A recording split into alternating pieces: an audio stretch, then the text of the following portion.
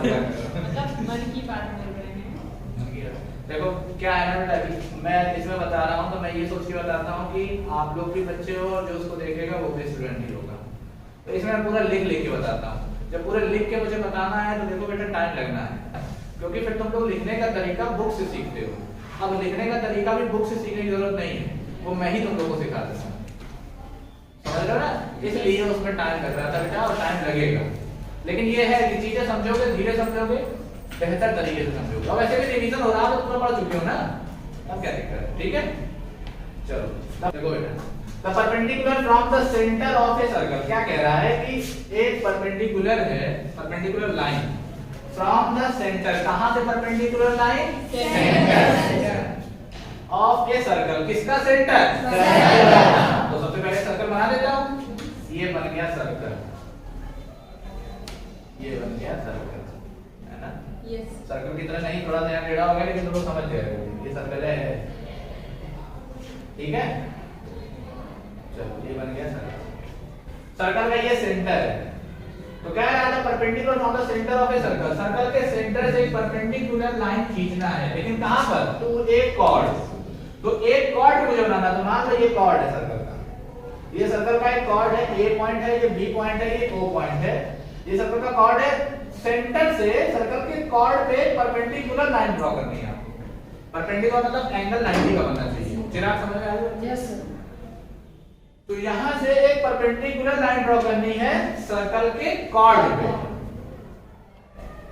आपको क्या करना है, बाइसेक्ट द कॉर्ड। तो कह रहा है कि जो लाइन ड्रॉ होगी वो कॉर्ड को बाइसेक्ट करेगी, मतलब इक्वल पार्ट में काटेगी। इक्वल पार्ट मतलब समझ रहे हो, अगर ये पॉइंट एम ले रहा हूं तो आपको जो लाना है, हमको ये समझ में आ गया कि एएम जो है वो एमबी के बराबर होगा। क्यों, क्योंकि बाइसेक्ट का मतलब होता है बेटा बीच से काटना, इंटरसेप्ट का मतलब एक लाइन दूसरे लाइन को काट दे, ये इंटरसेप्ट की है।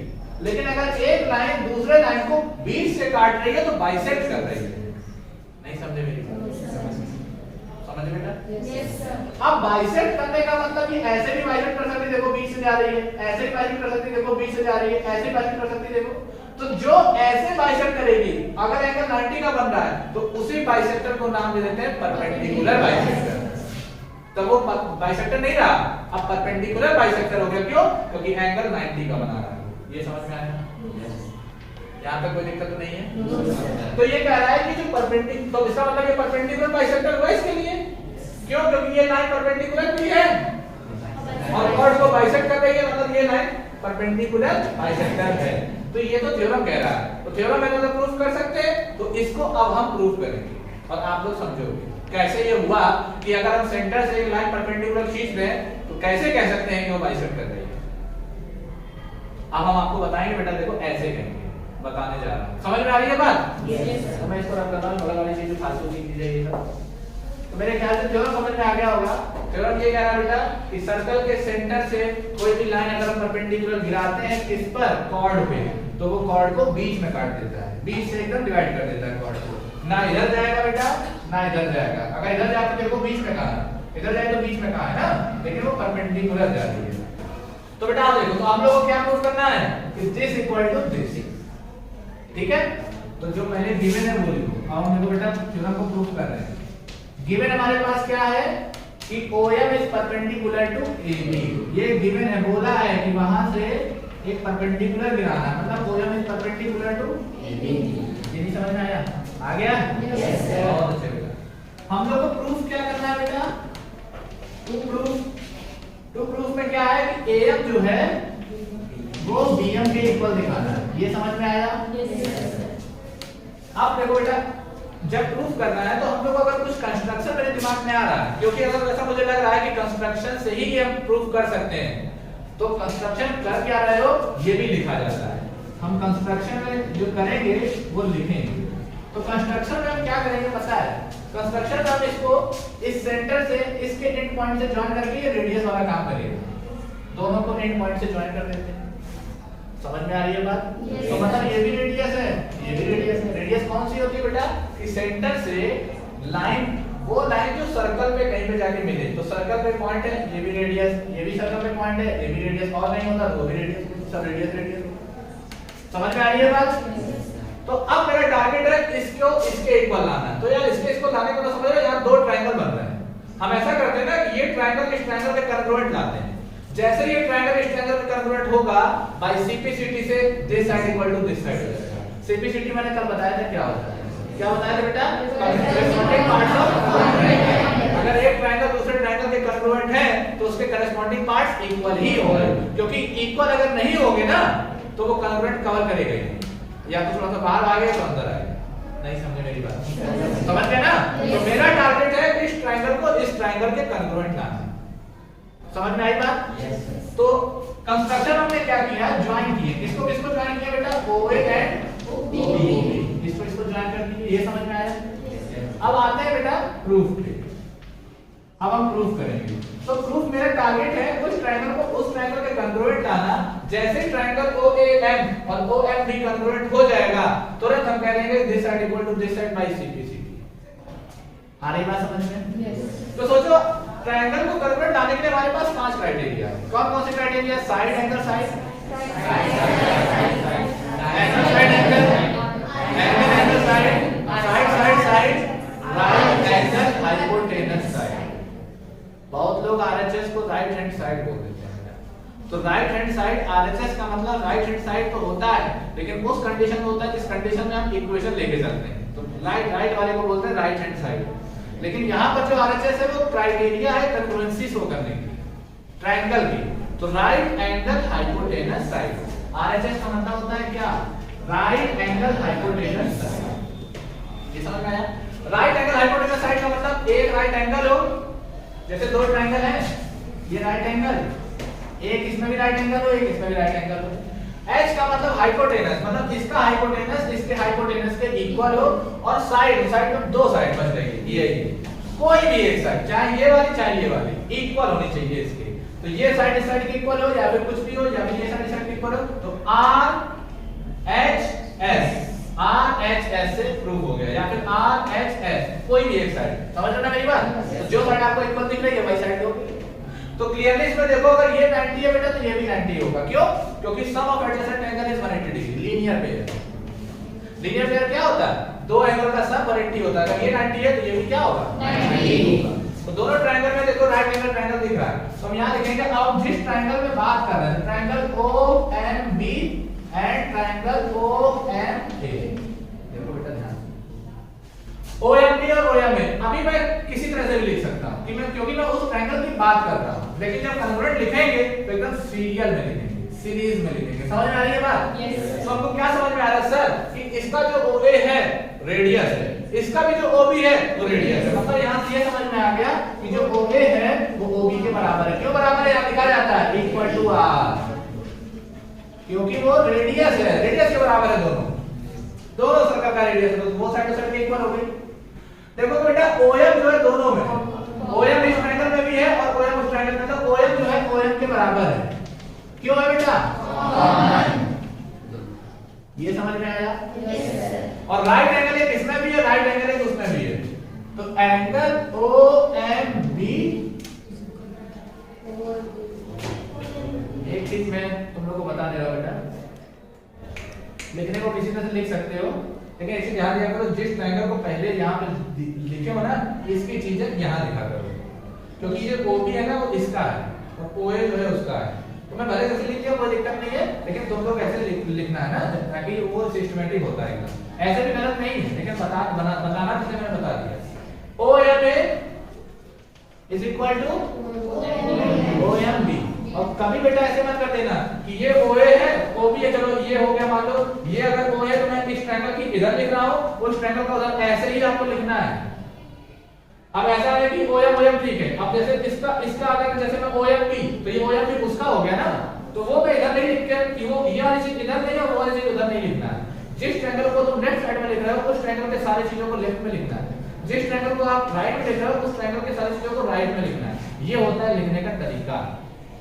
अब आप लोगों को बुक देखने की जरूरत नहीं पड़ेगी बेटा, मैं खुद आप लोगों को सारी चीज लिख करके बता रहा हूं। समझ रहे हो मेरी बात? Yes sir. एक बात बताओ बेटा, मैं इतनी एनर्जी लगा करके इतना तेज क्यों बोलता हूं पता है? कौन बता सकता है?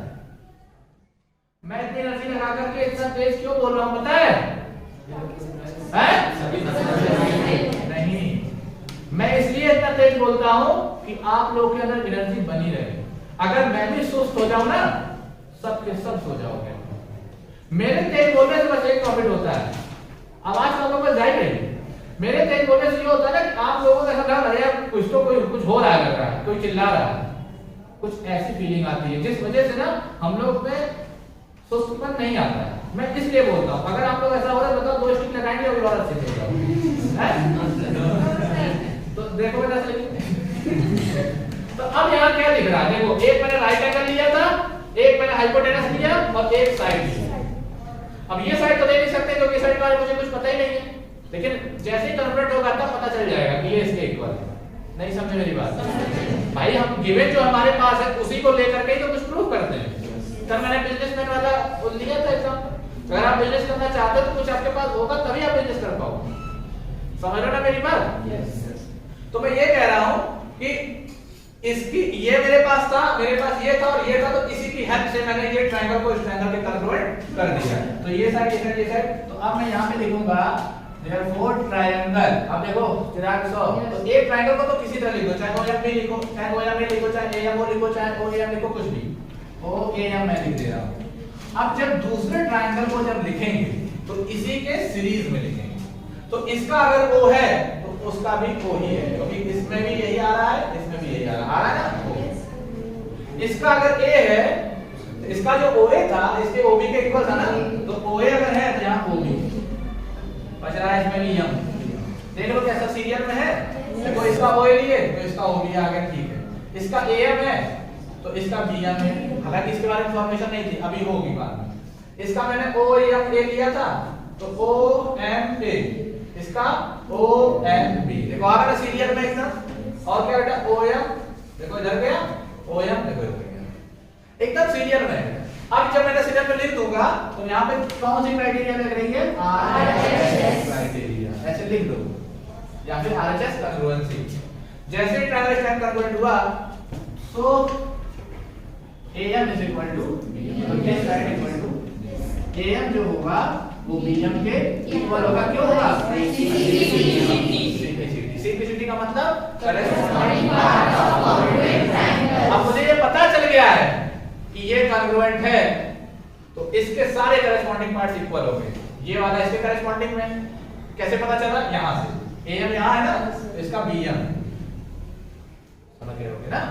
इसके करेस्पॉन्डिंग में ये है OM जो कि यहाँ गिवन था, इसके करेस्पॉन्डिंग में ये है, ये भी यहाँ गिवन था। अब एंगल देखो, इसका एंगल हो, इसका एंगल हो, तो इसका जो एंगल O होगा वो AOM होगा और इसका जो एंगल O होगा वो BOM, क्योंकि अगर एंगल O बोलोगे तो O में पूरा आ जाएगा। अगर हम AOM बोलते हैं तो सिर्फ इतना आता है। नहीं समझ रहे मेरी बात? तो लिखना भी क्या है, हम यहाँ पे एंगल O नहीं लिखेंगे, हम एंगल OMA, तो ये मतलब इधर वाले एंगल की बात कर रहा है, नहीं तो एम तो पूरा एंगल हो जाएगा। नहीं समझे? ऐसे बेटा एंगल को लिखना होता है। तो ये थ्योरम से हम क्या समझे, देखो प्रूफ भी हो गया। अब तो कोई कुछ नहीं बोलेगा सर ऐसा कैसे कह सकते हैं कि सर्कल के सेंटर से परपेंडिकुलर लाइन गिराओ तो कॉर्ड को बाइसेक्ट ही करेगी। तो हम कह देंगे बेटा इसको देख लो आप, तो कहोगे हाँ सर समझ में आ गया। तो अगर आप बोलोगे तो कहोगे नहीं आप नहीं बोलेंगे तो आप मुझे समझ गए, तो कहोगे हाँ सर समझ गए। क्या समझे सर? सर्कल के सेंटर से अगर परपेंडिकुलर लाइन गिराएंगे ना तो बाइसेक्ट ही करेगी, कॉर्ड पे गिराना है। अब कॉर्ड चाहे ऐसा हो, चाहे ऐसा कॉर्ड हो, चाहे ऐसा कॉर्ड हो, चाहे ऐसा कॉर्ड हो, बस खाली सेंटर से परपेंडिकुलर गिराना है। चाहे किसी तरह का कॉर्ड हो, चाहे किसी तरह का कॉर्ड हो, तो सर्कल के सेंटर से परपेंडिकुलर गिराओगे तो this side equal to this side, this side equal to this side, this side equal to this side, this side equal to this side, this side equal to this side, वो bisect ही करेगी chord. समझ में आ गया बेटा? और cord क्या होता है मैंने कल ही बताया था। क्या होता है कि सर्कल के कोई भी दो पॉइंट ले लो सर्कल पे, उसको ज्वाइन कर दो तो वो कॉर्ड होगा। और वो कॉर्ड अगर सेंटर से होके चला गया तो वो कॉर्ड डायमीटर हो जाता है। मैंने बताया कॉर्ड तो वो भी है लेकिन वो डायमीटर, उसका एक दूसरा नाम रख देते हैं डायमीटर। समझ में आया? पॉज कर दो।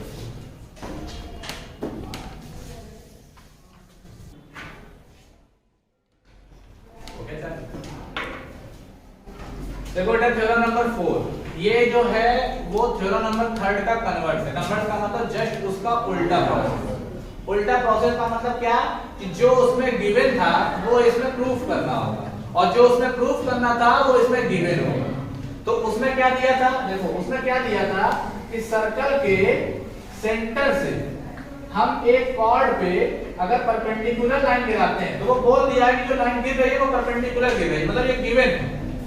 और इसको देखो क्या बोला है, the line drawn through the centre of the circle. कह रहा है कि सर्कल के सेंटर से एक लाइन गिर रही है टू बाइसेक्ट द कॉर्ड, और जो लाइन गिर रही है वो कॉर्ड को बाइसेक्ट कर रही है। मतलब वो ये दे दिया कि कॉर्ड को, ये मान लो अगर ए है, ये बी है और ये ओ पॉइंट है, तो ये बोल दिया है कि जो एम है, ये पॉइंट है, ये जो एम है वो बीएम के इक्वल है। कह दिया the line drawn through the centre, circle के सेंटर से एक लाइन ड्रॉ हो रही है, centre of the circle, circle के सेंटर से एक लाइन ड्रॉ हो रही है टू बाइसेक्ट द कॉर्ड, जो जिस कॉर्ड पे हो रही है वो कॉर्ड को बीच में काट दे रही है, बस जा रही है तो बीच से काट दे रही है।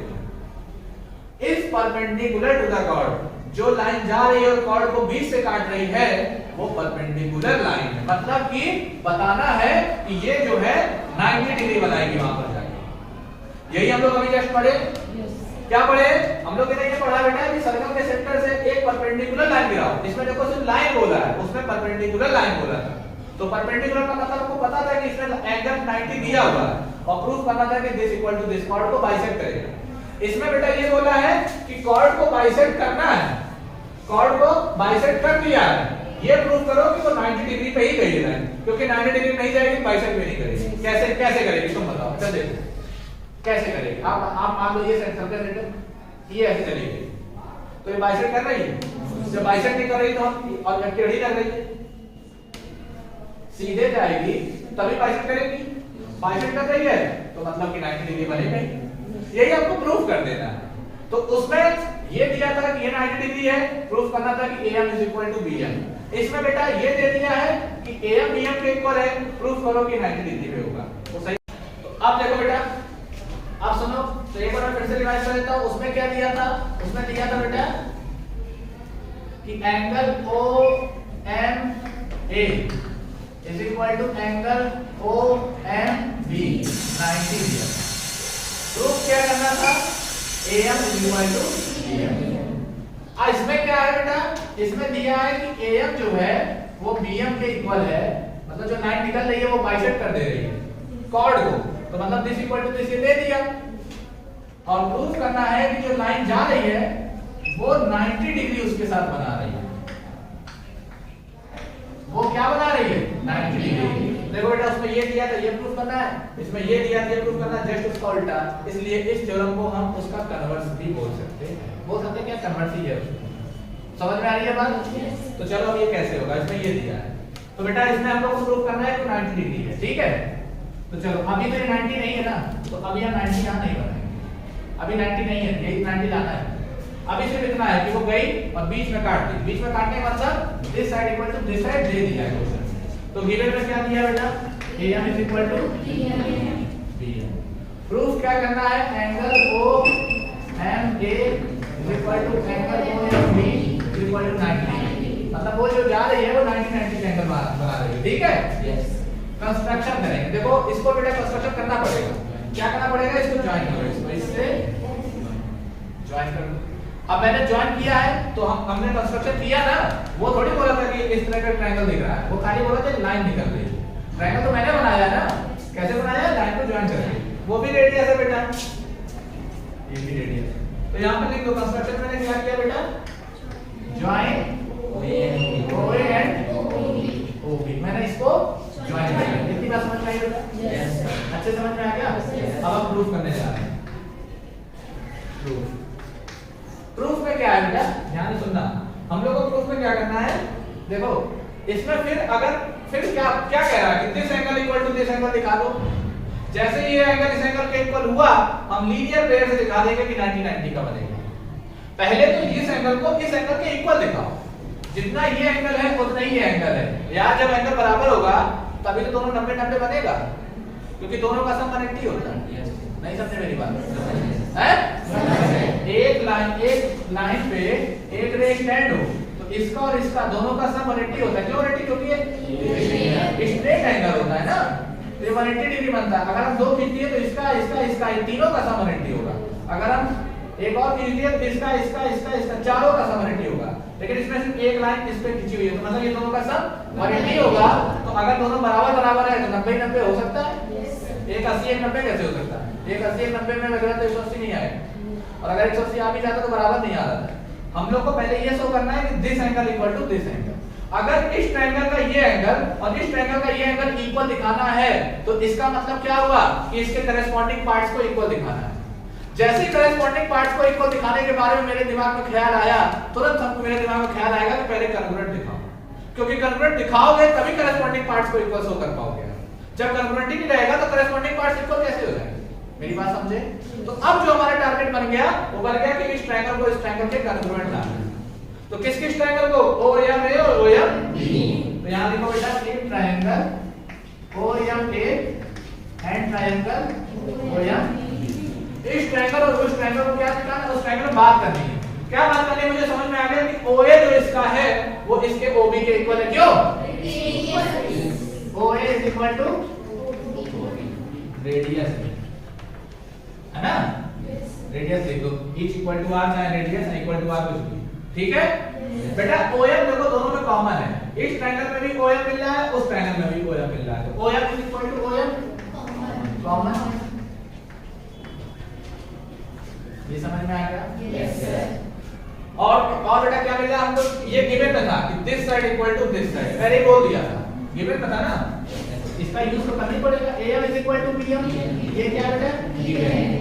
तो बेटा देख लो, side side side side side side side side side congruency लग रही है, तो triangle OMA is congruent to, फिर बेटा इसको सीरीज में लिखना है।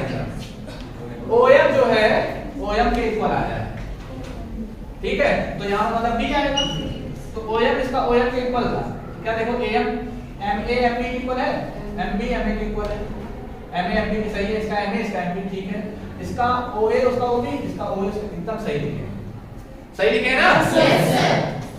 कौन सी क्राइटेरिया लग रही है? Side side side congruency. ये समझ में आया? यस। जैसे ये ट्रायंगल इस ट्रायंगल कॉन्ग्रुएंट हुआ बेटा, बाय CPCD से this angle equal to this angle, this angle equal to this angle, this angle equal to this angle. लेकिन हमको उनकी जरूरत ही नहीं है, हमको सिर्फ इस पे काम करना था। तो हम लिख देंगे angle OEMA is equal to angle OMB। ये लिखेंगे कि एंगल EM लिखे हैं? चिराग क्या लिखेंगे? Angle OMA is equal to angle OMB। ऐसा क्यों लिखेंगे? क्यों एंगल M नहीं लिख रहे हैं? सर क्योंकि वो पूरा आ जाएगा। पूरा आ जाएगा बेटा, ये अगर M लिखते हैं तो पूरा एंगल आ जाएगा, लेकिन अगर OMA लिखते हैं तो इस ट्रायंगल में ये एंगल आएगा, और OMB लिख रहे हैं तो इस ट्रायंगल में ये एंगल आएगा। और बेटा बैठो, तो ये क्या हो जाएगा? Angle OMA is equal to angle OMB by CPC। यहां पे लिख दो, कैसे नहीं होगा? ये कन्वर्जेंट पार्ट से हुआ है, किसका? करस्पॉन्डिंग पार्ट से हुआ है, किसका? Convergent triangle. यहां पे लिखोगे देयरफॉर, यहां पे लिखोगे इसको, और यही हमको लाना था कि ये इसके इक्वल आ गया, तो हम इसको मान लेते हैं x, इसको मान लिए x। क्या मान लिए इसको? x। हां माने यार, चलो यार ये इज इक्वल टू x, इसको हम x मान लिए। अब ये x है तो मतलब ये भी x है। अब हम यार अभी देखो 90 लाना है, अभी मुझे खाली ये पता चला है कि वो एंगल एंगल के इक्वल है, हमको इक्वल इक्वल नहीं लाना था, हमको 90 लाना था, उसको लाने के लिए मैंने पहले इक्वल दिखाया। अब हमको ये पता है कि ये AB एक लाइन है और OA एक लाइन इस पे स्टैंड है, तो क्या लिखोगे यहाँ पर? WKT मतलब वी नो दैट। क्या नो दैट है? क्या जानते हो तुम लोग कि angle OMA plus angle OMB is equal to 180 degree. जानते नहीं जानते हो? Yes sir. कैसे होता है? ये लीनियर पेयर है, लीनियर पेयर। ये सब दिख रहा है, देखो उसमें कुछ छूट तो नहीं रहा है। 2 मिनट में angle OMA plus angle OMB is equal to 180 degree.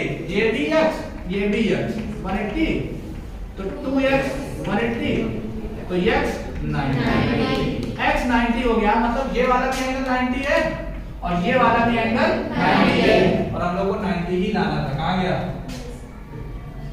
तो इसका मतलब जो लाइन सेंटर से निकलेगी और कॉर्ड को बाइसेक्ट करेगी, तो इसका मतलब वो लाइन परपेंडिकुलर होगी। नहीं समझे? सबको समझ में आ गया बेटा? Yes sir. आज भी 2 थ्योरम क्लियर हो गए, यस। बाकी काम हम लोग कर देंगे, ठीक है? यस। कर दो